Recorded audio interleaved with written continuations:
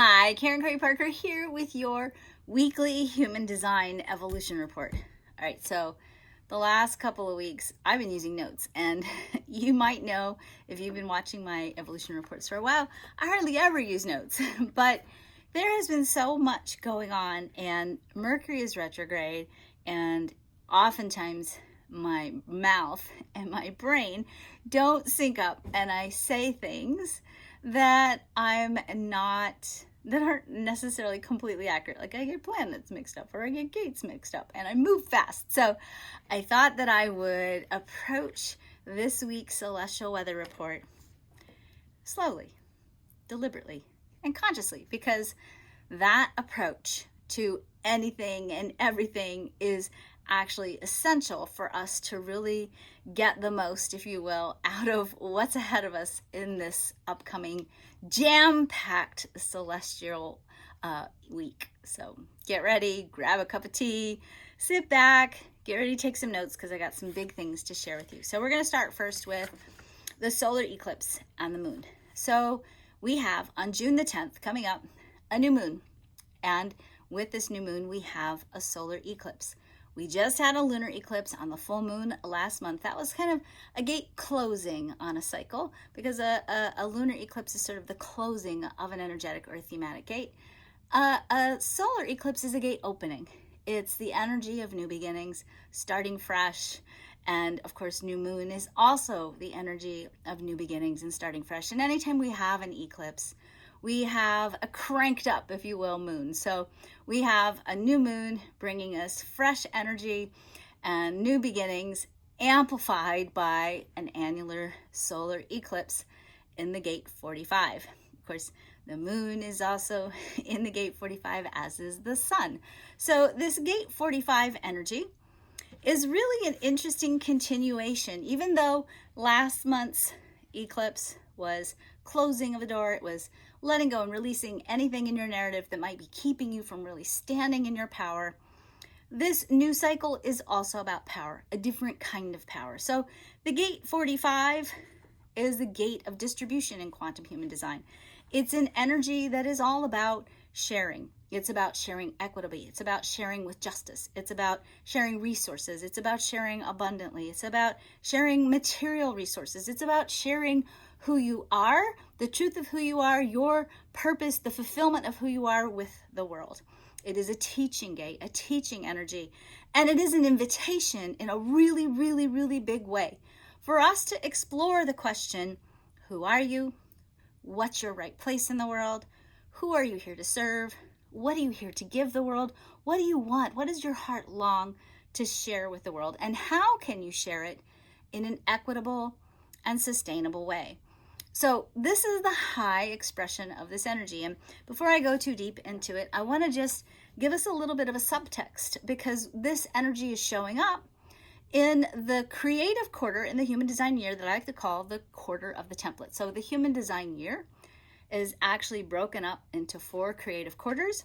Each quarter has a different theme. So we're in the theme of the template. And when we're in the theme of the template, the sun is actually transiting around all the gates of the throat center. So language is a very important part of this creative cycle, putting things into words, finding the language that builds the structure, the energetic template, if you will, for what we're seeking to build, for what we're wanting to continue to create and expand upon over the course of the year.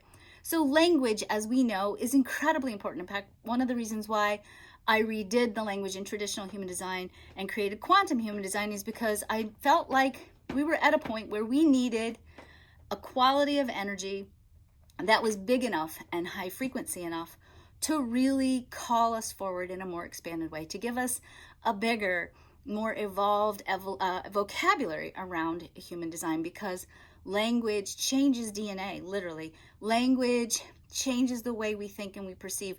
Language influences what neurotransmitters we produce in our body. Language calibrates the heart into a state of coherence and influences ultimately what we attract and what we notice in our reality. So the words we use are extremely important.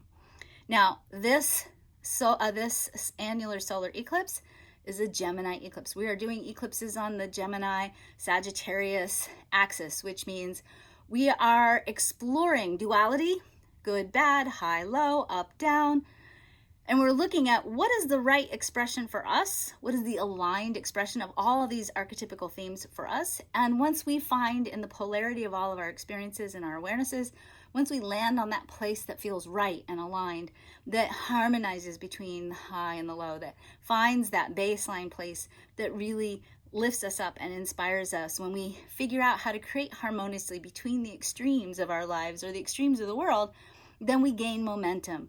Sagittarius is this momentous, exploratory energy that kind of brings change through the process of exploration. So we have this really dynamic energy happening that is about getting clarity, about in the midst of all the noise, finding our point of focus, landing on that point, holding that point, beginning to build on that point, and trusting that when we do that, when we stay in that focused, aligned place, that energy for momentum, the energy for creation, the details, if you will, show up. They come galloping in, right? So we have this annular eclipse energy. It's a Gemini. It's in Gemini energy. It's in the human design creative quarter of the template. It's all about language as a resource, how we speak, how we talk. And in the case of the gate 45, it's how do we use the power of communication, of language, of transmission, of resources to really share. To share what we know, to share what we are, to share who we are. And as I said, we can share in a sustainable way, in an inspiring way, in an aligned way, in a way that really lifts people up when we ourselves are aligned.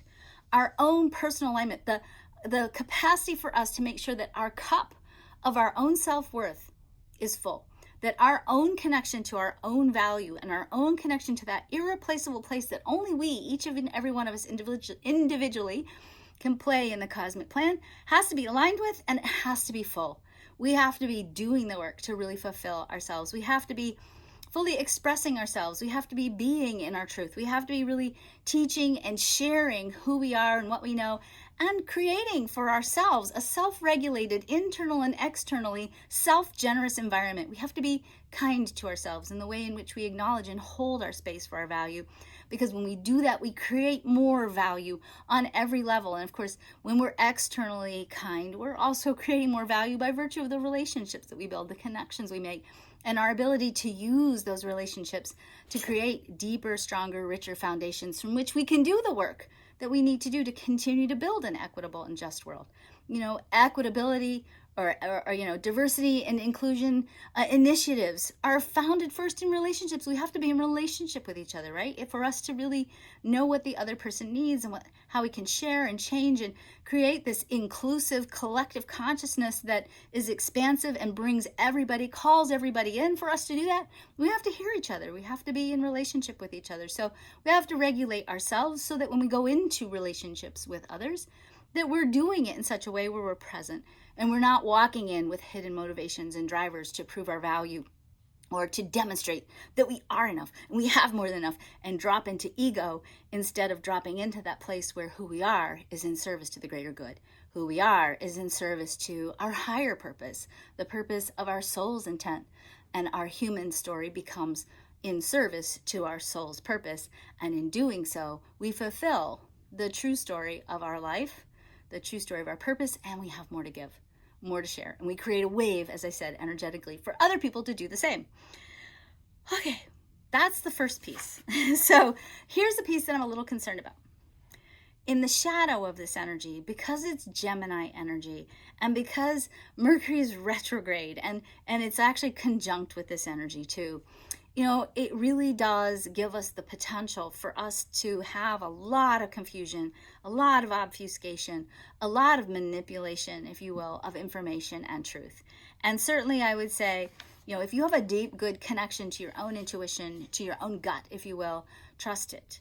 Trust it, because if something or someone is out of integrity or out of alignment, then your gut is going to let you know. And even if it looks really beautiful on the front end, or it seems really seductive and hypnotic and compelling, if it doesn't feel right, or if it doesn't smell right, trust yourself. Because the intuitive ability to really sense and know what's up, even if it doesn't feel right, to know that at least it's not right, is available to us this week. So really, really be mindful as you go through the world, as you dance through your material world this week with all of the intensity of everything that's going on, be mindful of the potential for there to be deceptive or hidden or manipulative or, slightly obfuscated truths, and really trust yourself, as I said, if it doesn't feel right. So in summary, if we're looking strictly at the eclipse this week, we're really looking at a call, if you will, for us to craft a personal narrative that allows us, first of all, to stand and hold and see our value, to understand that we have a unique, vital, and irreplaceable place in the cosmic plan,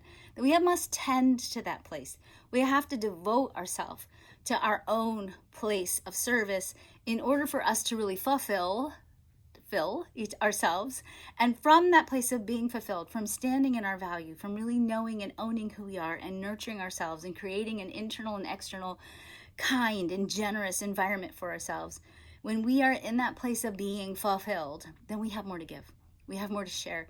We can use our lives as a vessel for service to the world, and we can create a space to give people a call to do the same for themselves in that unique, right, irreplaceable way that they can do, that only they can do. So tune in this week. Make sure you're telling a good story about who you are, how precious you are, how irreplaceable you are, how vital you are, and what an important role you play in the evolution of humanity and in the evolution, if you will, of the world. I'm going to do another video and some of the other things going on. So pause, take a breath, take a break, get some more tea, and I'll be back for the second video in just a minute.